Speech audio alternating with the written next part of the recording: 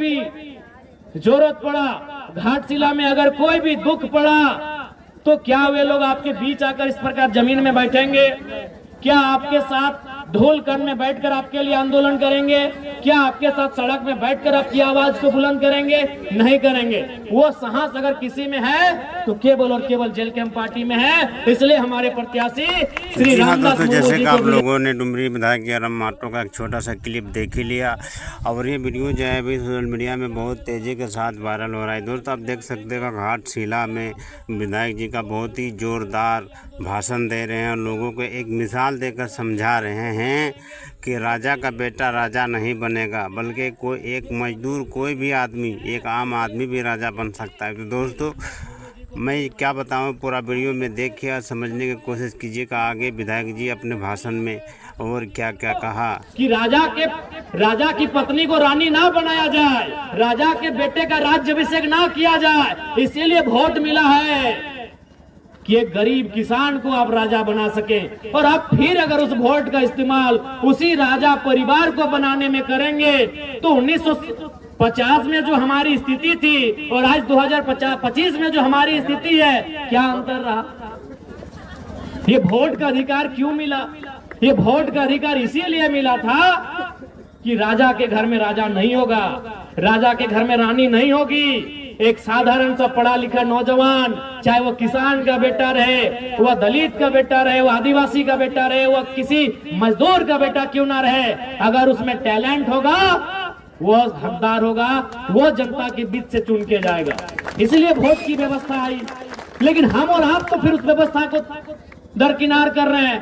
तो अगर आज 2025 में अगर हम लोग फिर उस व्यवस्था को दरकिनार करते हुए राजा के घर में राजा के बेटों को विधायक सांसद चुनेंगे, तो याद रखिएगा 2050 आते आते फिर से आपको आभास होगा कि हम नाम के लोकतंत्र में असल में राजतंत्र का हिस्सा बन के रह गए हैं।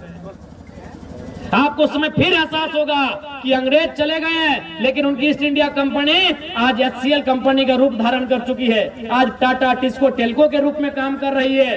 क्योंकि आपने फिर से वही परिपाटी को दोहराया, आपने फिर से वही पैटर्न को दोहराया कि राजा के घर में ही जो होगा देखा जाएगा। तो फिर जनता का सुनेगा कौन? जनता की पूछेगा कौन? आप ईमानदारी से बताइए, घाटशिला में अगर कोई भी जरूरत पड़ा, घाटशिला में अगर कोई भी दुख पड़ा, तो क्या वे लोग आपके बीच आकर इस प्रकार जमीन में बैठेंगे? क्या आपके साथ ढोलकन में बैठकर आपके लिए आंदोलन करेंगे? क्या आपके साथ सड़क में बैठकर आपकी आवाज को बुलंद करेंगे? नहीं करेंगे। वो साहस अगर किसी में है तो केवल और केवल जेल कैंप पार्टी में है। इसलिए हमारे प्रत्याशी श्री रामदास मुर्मू जी को विजयी बनावे। अभी देखिए चंपे चाचा सुन रहे थे, कहीं आके भाषणबाजी कर रहे थे कि नगरी में हम ये कर दिए। आप भी जानते हैं नगरी में कुछ किए, सबको उसका लिए। नगरी वाला याद होगा आपको, रिम्स 2 जमीन का मामला, सभी आदिवासी लोग को उसका लिए।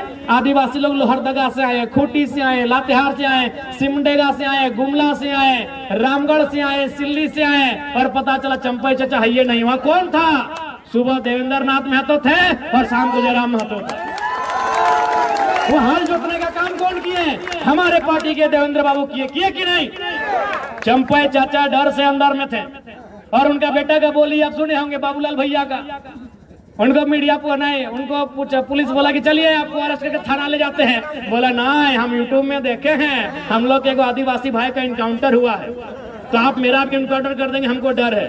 तो बताइए बाबूलाल दा इतना डरिएगा तो राजनीति काहे कर रहे हैं? चंपई चाचा इतना खेत ला दिए हैं, बस जोतिए और खाइए। सुने कि नहीं हम घर चले जाएंगे। ये बाबूलाल जी का स्टेटमेंट है कि हम घर चले जाएंगे। तो इसलिए अब आपको तय करना है। और देखिए, जहां तक पूर्व मंत्री जी का बात है, उनको तो मैं पहले श्रद्धांजलि अर्पित करता हूं। रामदास बाबू नहीं रहे हमारे बीच। उसी समय दिसम गुरु शिबू सोरेन का भी देहांत हुआ, निधन हुआ। निसंदेह उनके निधन होने से, उनके दुनिया से चले जाने से राज्य की जनता मर्माहत है, राज्य की जनता में दुख है। लेकिन ये जरूरी नहीं है कि उनके घर से जो आएगा विधायक बनने के लिए वही उस राज्य को चलाएगा या फिर वही उनकी तरह काम करेगा। यहाँ सिंपल है। आपको याद होगा जब हमारे ही डुमरी विधानसभा में जगन्नाथ बाबू नहीं रहे तो वहाँ एक स्लोगन आया कि टाइगर विल रिप्लेस टाइगर। क्योंकि जगन्नाथ बाबू को भी वहां टाइगर कहा जाता था। सुने आज उनके पिताजी का भी निधन हुआ, उनको भी हम श्रद्धा सुमन श्रद्धांजलि अर्पित करते हैं। तो वहां भी जनता के बीच से एक आवाज आया कि टाइगर विल रिप्लेस टाइगर। तो घाटशिला में भी आवाज आना चाहिए, रामदास विल रिप्लेस रामदास। हमारे डुमरी विधानसभा से जहां हम विधायक बने, वहां एक ही वो नारा गूंज रहा था कि टाइगर की जगह टाइगर लेगा। जरूरी नहीं को उसका परिवार सही होगा, जो टाइगर होगा वही टाइगर की जगह लेगा, और टाइगर ने जगह डुमरी में ले लिया। अब हम यहाँ कह रहे हैं, घाटशिला में वही कह रहे हैं कि रामदास जी की जगह रामदास जी लेंगे।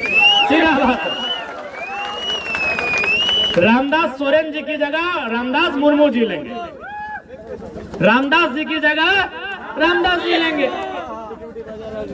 ये तो आवश्यक नहीं है कि भाई उनके घर में जो जन्म ले, उनका जो खून हो वही उनके जैसा हो, वही उनके जैसा काम करिए, जरूरी है। अगर ऐसा होता तो आज प्रधानमंत्री गांधी का पोता को होना चाहिए था, गांधी जी का पोता को होना चाहिए था, भगत सिंह के रिश्तेदार को होना चाहिए था, सरदार पटेल के रिश्तेदार को होना चाहिए था, नेताजी सुभाष चंद्र बोस के रिश्तेदारों को होना चाहिए था कि नहीं?